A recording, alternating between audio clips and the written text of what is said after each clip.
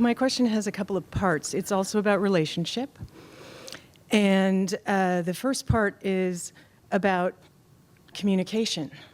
And so, given that we should all be in alignment, we've certainly heard that, what is the best, wisest path of least resistance with a friend, lover, colleague, family member, if you perceive that at least superficially you have opposing desires? Is it always best to communicate? Because that's where we're told, keep the lines of communication open and whatever. Or is it just better to... Keep the lines of communication open in that sense is the same thing as saying keep the discord active. Right. Keep the resistance active. Keep the thing that's hindering me from what I want active.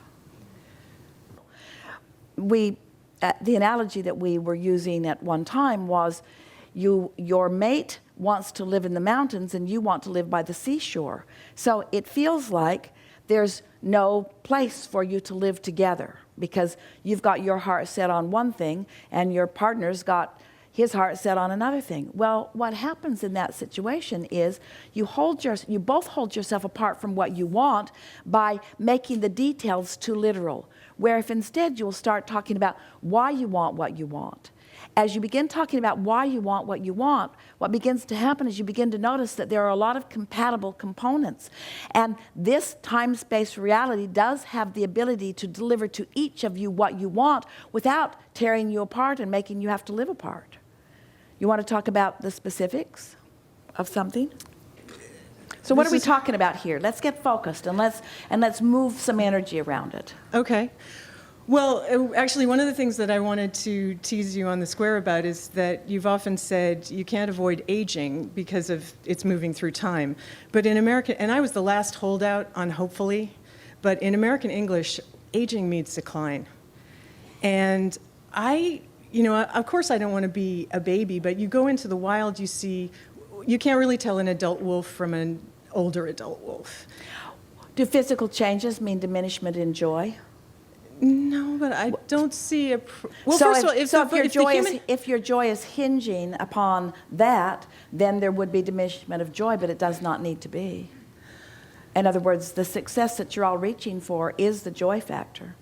And so we're not disputing the fact that everything is seasonally moving through. Yeah, but I would personally be like, if I have to change over time, then maybe my eyes can turn blue, rather than why would I have to...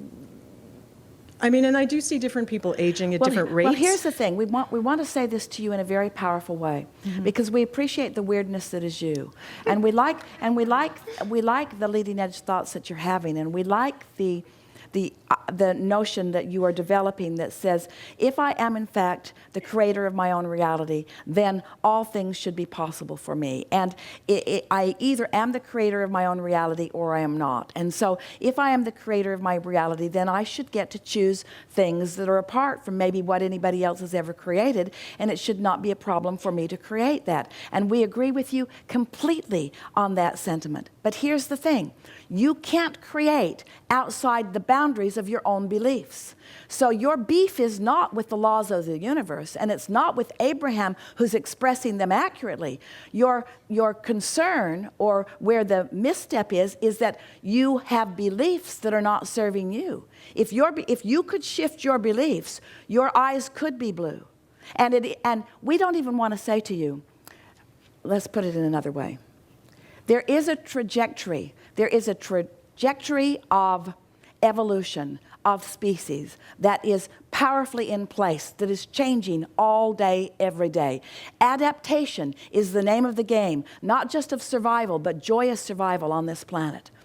But humans are the most resistant to do that. Every other species is. But humans don't even want the other species to do it. In other words, when there's an evolution of a species, you all freak out. You will block big building projects because there's some little fish in there that you're afraid will be the last fish.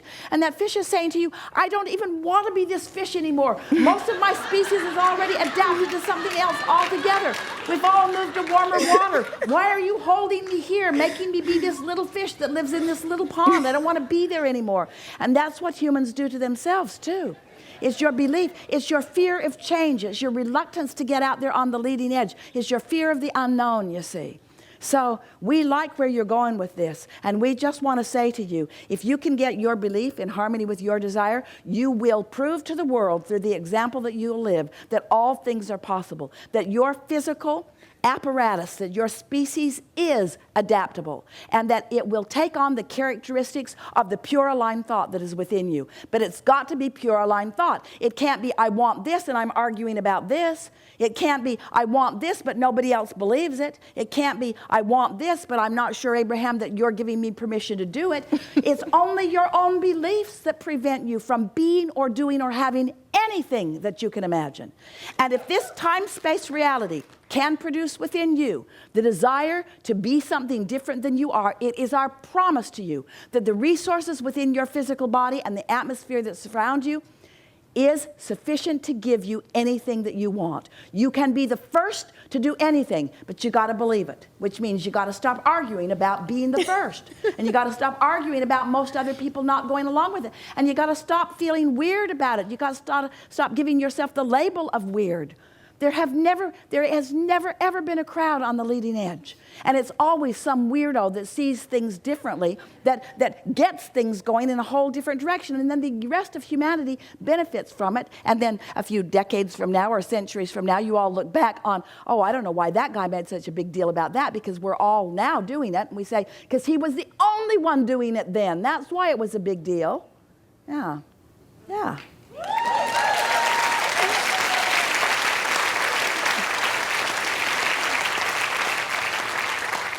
I love you so much.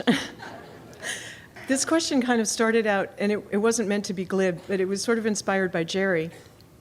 When everybody thought the world was flat, was it?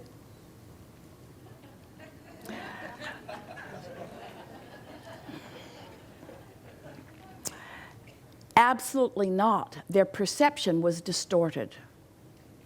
But the experience that they lived did not allow them to experience beyond their belief. So they limited themselves with that belief. They were afraid to go out there. They were afraid that they would fall off the end. It was only a weirdo that actually went. So how much of this dance is really creation versus discovery? Or is that just the dance and don't worry about it? 100% of it is creation.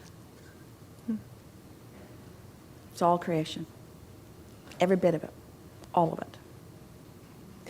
I just want to say one last thing, which is I love these gatherings because it's astonishing to me when everybody comes and they're travel weary or whatever happens, and within the shortest amount of time, everyone starts to look so beautiful.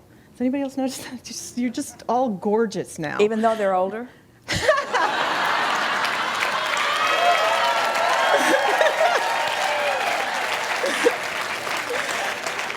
I actually don't have a judgment about that in other people.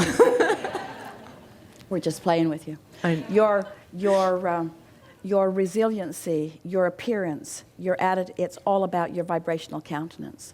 When you consistently tune in with Source, you become endless.